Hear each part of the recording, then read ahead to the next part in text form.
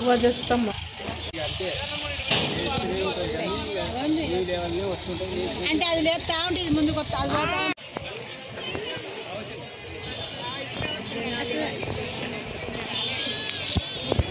వచ్చాడు అందరు పోతుంది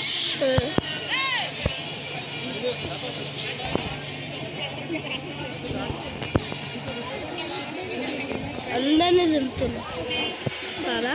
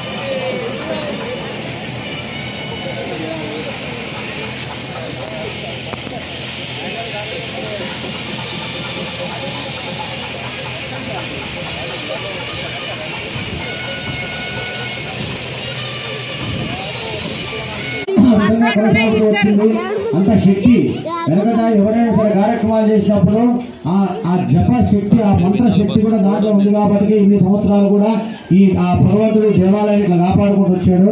అదేవిధంగా మీరు కూడా మళ్ళీ ధ్వజస్తంభం పునఃప్రతిష్ఠ, అదేవిధంగా దాంట్లో అమ్మవారు అయ్యవారి దగ్గర అమ్మవారిని పెట్టిన అంత అదృష్టం. అయ్యవారు ఉగ్ర రూపం ఉన్నప్పుడు అమ్మవారు కూడా శాంతపడుతుంది.